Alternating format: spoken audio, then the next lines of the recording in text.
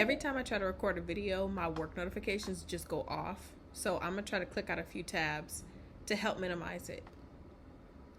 But I want to talk about how the lack of relationships and the lack of marriages in our society is a spiritual issue. Like, I think people are trying to figure out, why is it so hard to date? I was just thinking about this because I was watching this psychologist who was like really pushing online dating. He was saying how people shouldn't be afraid of it. People should want to try it. People should be more encouraged to online date. How there's good men out there. You just got to keep searching and searching and searching and filter out the bad men, and then you get to the good one. And I was thinking, in previous generations, when I talked to my grandma who's married for 65 years, when my grandma who passed away in 2020, when I talk about, her experiences, those women didn't have to be with a lot of men. Those men wanted them, they married them, or other circumstances happened and they got married, and then that was it. Only in today's society are you encouraged to have to try before you buy and date multiple men and be with multiple men. And you know what's funny is everyone tells you what the way is. Everyone tells you need to be on dating sites. You need to do this. I'm not against dating sites. I think that, I don't even know if I fully believe that. I wouldn't say I'm for dating sites, but I won't say I'm against it. Like, I'm not necessarily the biggest fan of them because I do think that they're really time consuming, and I think that they can be a waste of time for a lot of people. Like, I have this statement called not all movement is progress, and sometimes people think just because they're doing a lot that they're moving forward, and that's not always the case. So when I think about this whole conversation and like how we approach dating and lack of marriage, and then you're seeing the traditional wife movement and soft femininity, and I'm like, why is any of this coming into play? And I'm like, we can look at it on the world and talk about and blame groups, right? Like, you got men blaming women and women blaming men, but I really truly see this as a spiritual issue. I see this as a bunch of sin in the land and the effects that it's having on our society. I see this as promiscuity and lust-driven spirits in our land, and that is what's happening. People can't find, though there's abundant access to. Think about that. Do you think about that? How readily, easily available it is to have access to people now through social media, through dating apps, through gathering people, around in spaces and parties and clubs and festivals. And there is an abundance of access to people, and yet there is still famine and drought in the land. There's still a lack of marriages in the land. There's still a lack of relationships and commitment in the land.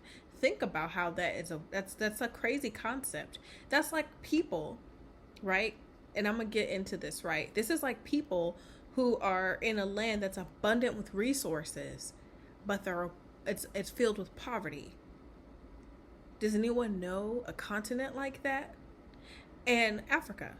And I'm not saying that there are not a lot of amazing people of God who are in Africa, but if you look at the history and if you read the Bible, all the territories where God chose those people and those people rebelled against God, chose their own way, those are the places nowadays that are suffering, even though they have an abundance of resources. Other continents are coming into their continent to take, steal, invest in, and build on their resources to become wealthy, and yet the people who live there cannot. The government systems are corrupt. There's false idol worship in the land. There are families nowadays who don't play about witchcraft or play about evil or sin or any of that type of stuff because they have seen their families wrecked for generations because somebody in the family was a witch. There's somebody who had to denounce curses off of their life because of evilness that happened in the land. And yet in America, witchcraft is growing. Yet in America, we see that there are people who are literally attacking the traditional family system. There are people who are attacking the identity of a woman. There are people who are literally attacking children and trying to get children to make life-altering decisions as children that are going to affect them well into their adulthood before their brains are even developed or they can even take full responsibility for the decisions that they have made. We're seeing more depression. We're seeing more anxiety in our land.